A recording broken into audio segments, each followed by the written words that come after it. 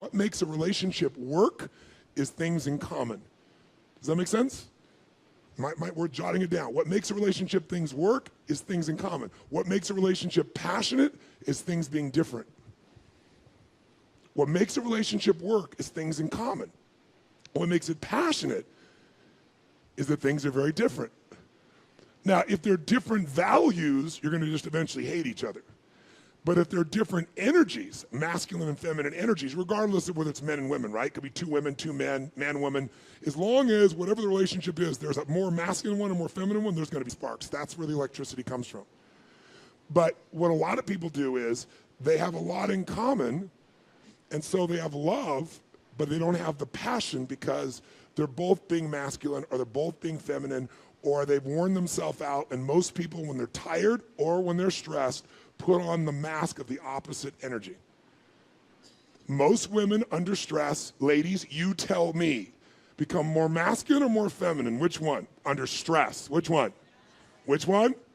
That's right. And the minute you get more masculine, which is like a protection source, there is zero possibility of electricity between the two of you. And if you have a masculine male, now it's war, and then you're going to feel hurt.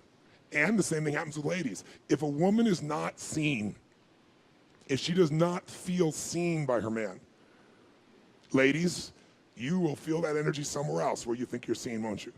Because for a woman, gentlemen, you might want to jot down, these are the three biggies. If these are missing, she's missing. She might be here, but she's emotionally missing. She's going to have a hard time having passionate sex with you, because one thing you should all know, women need a reason to have sex. Men just need a place. And the reason for a woman is she feels seen, she feels safe, and she feels understood, gentlemen. She feels seen, she feels safe, and she feels understood. Now, these are not just little phrases. These are life and death of your relationship with a woman. Now, when I say a woman, I apologize, a feminine energy. Because there are women who are masculine, these three don't matter, right? You follow the difference? And that doesn't mean sexual preference. You can have somebody be gay or lesbian, and they can still be the opposite energy. It doesn't matter, okay?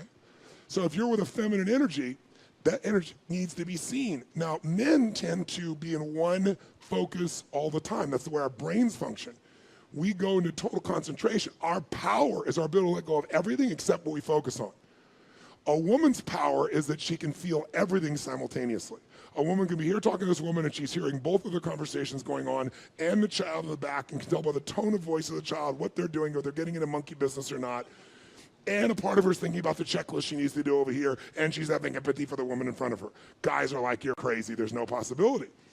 And so women assume that men just aren't paying attention to them when men are doing what their brain does, single focus power. It's what women would be able to do if they felt the same confidence that men does. Men statistically have more confidence, not because they're smarter, not because they're bigger, not because they're stronger, because they only focus on one thing and you consider everything.